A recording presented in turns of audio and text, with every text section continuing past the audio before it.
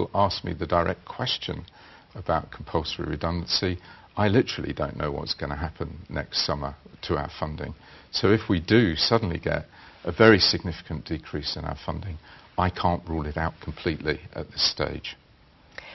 You see, somebody asked a question saying, is this part of a way of getting rid of what I think they called dead wood in pursuit of your ambition to become an even better university and get into the top 50.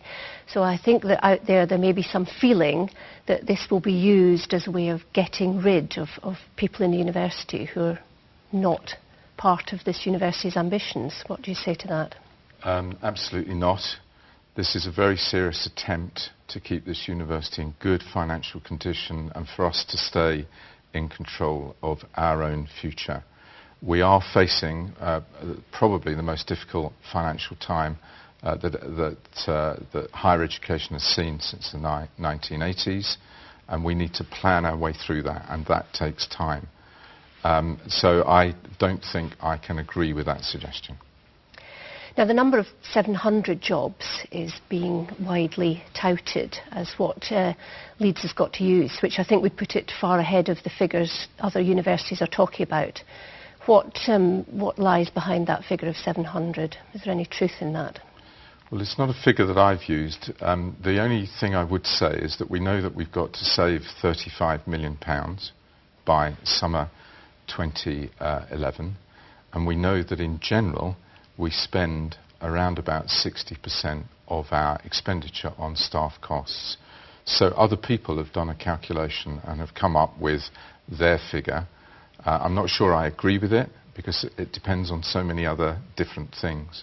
It depends on how much we save in non-staff costs. It depends on how much we can achieve by controlling recruitment.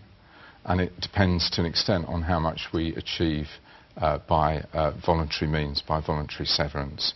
Now, I know that those things all add up to be jobs, but I'm not sure that it adds up to 700 people that have to leave the organisation by summer 2011.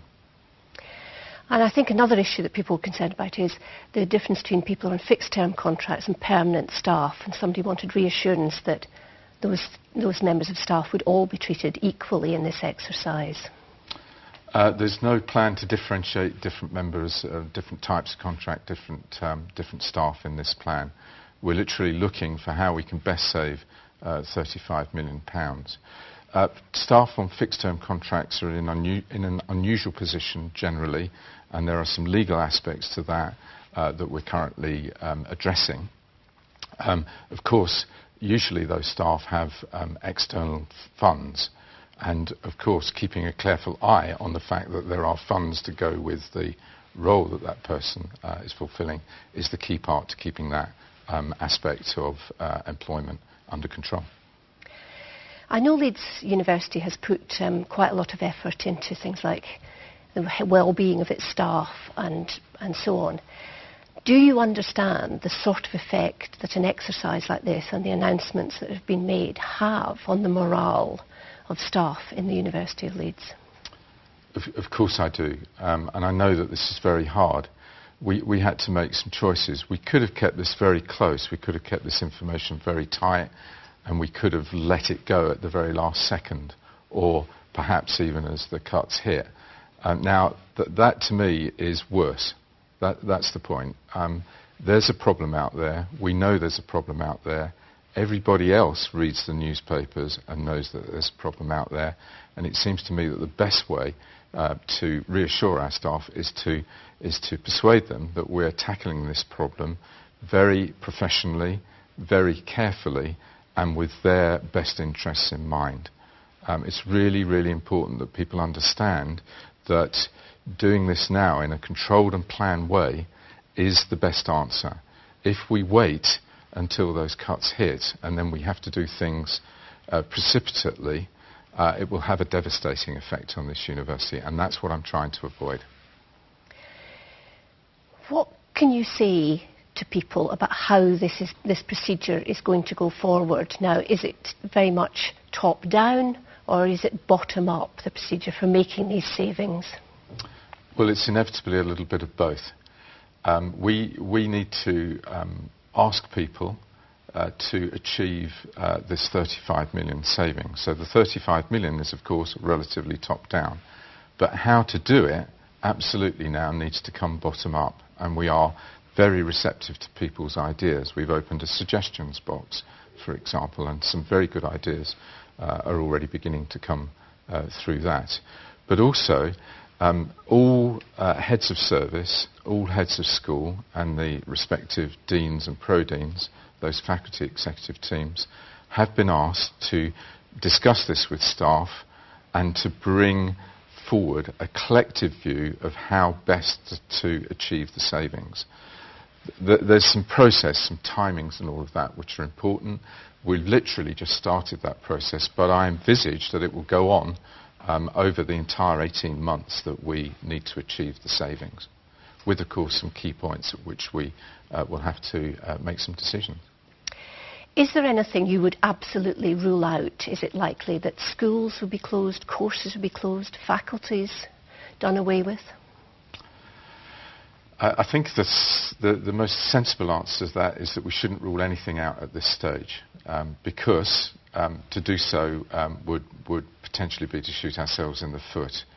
I think it's unlikely, I have to say, I think it's unlikely that we would go to the point of closing an entire school or closing entire faculty. There are some very complex reasons behind that, because in so doing you don't necessarily save money, is the point.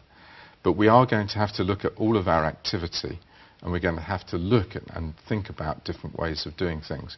If I just think about the services for a moment, for example, we are organising our services in a relatively siloed way, and that has seemed logical for many years. But we should be asking the question, should we be working across those silos? And should we be looking at that activity and asking the simple question, is there anything that we're doing that we can stop that would save money? For example? For example, at the moment we have research and enterprise and innovation organised in two different silos. Now, to most academics, research and the impact of that research and translating that knowledge out into the community are one and the same thing, and yet we have it organised as two things. And we should be prepared to look. I'm not saying that this will happen, but we should be prepared to look and see whether that's the best way to do it. Another example would be how do we organise our learning and teaching and student support. And this actually is a piece of work that started even before the Economies exercise, out of various quinquennial review processes. Are we sure that we've got that right between the centre, the faculties and the schools? And could we be better at it? Could we actually improve the quality by looking really across those three things and just thinking about doing things with one process, one way, one team, rather than the rather different way that we do it now? So those are examples of things that I think we need to look at. One person even asked if you'd considered merging the University of Leeds with Leeds Metropolitan University. Would you go as far as considering ideas like that? There are those two universities, our two universities, have very, very different missions, and I think it's unlikely that we would want to go that far. I can, however, imagine looking at sharing some services with other organisations, perhaps Leeds Met, but perhaps with other organisations. In general, I think I'd like to see more collaboration in higher education across universities as potentially a way of achieving savings, and also a more designed system for higher education, I think, is something that should come onto the national agenda as we try and cope with a very significant financial pressure.